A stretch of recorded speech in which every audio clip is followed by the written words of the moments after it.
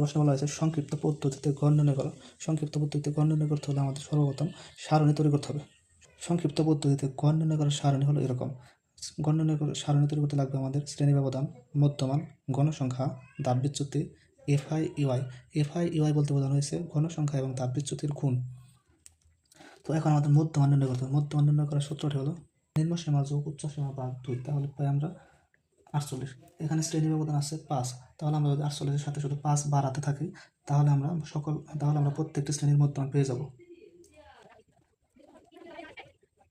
ধাপ বিচ্যুতি বের করার নিয়ম হলো সর্বোচ্চ গণসংখ্যা যে ঘরে আছে ওই ঘরের ধাপ বিচ্যুতি হবে 0, আর উপরের দিকে যত যাব তত হবে মাইনাসের মান -1, -2।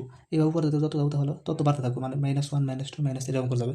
আর নিচের দিকে যত যাবো তত প্লাসের মান আসবে, নিচের দিকে আমাদের প্লাসের মান আসবে, তাহলে আমাদের 1, 2। ঠিক আছে, এখন আমাদের এফআই ইউআই বলতে বোঝানো হয়েছে গণসংখ্যা আর ধাপ বিচ্যুতির গুণ। 5 দুগুণে 10, সাথে আসছে মাইনাস, তাহলে -10, 10 একে 10, -10। 20 আর 0 গুণ করলে 0, 15 একে 15, 10 দুগুণে 20। আশা করি গণসংখ্যার বেশি n সমান 60 আর ধাপ বিচ্যুতি মানে সামেশন অফ এফআই ইউআই সমান, এটা আমাদের যোগ বিয়োগ করলে কত হয় এখানে 15। অতএব নির্ণয় কর গড় নির্ণয়ের সূত্রটি আমাদের মনে রাখতে হবে। গড় নির্ণয়ের সূত্রটি কি? a plus summation of FI UI by L into আইস। এখন এ বলতে বোঝানো হয়েছে আণবিক গড়। আণবিক গড় হলো সর্বোচ্চ গণসংখ্যার ওই ঘরের যে মধ্যমান, এর সমান পেয়েছি আমরা 58।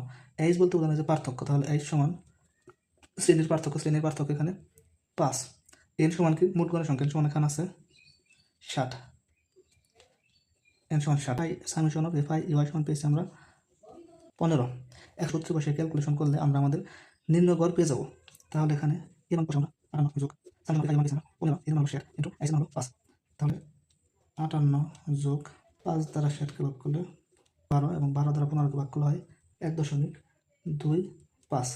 তাহলে আমাদের 59.25, এটা হলো আমাদের অ্যান্সার।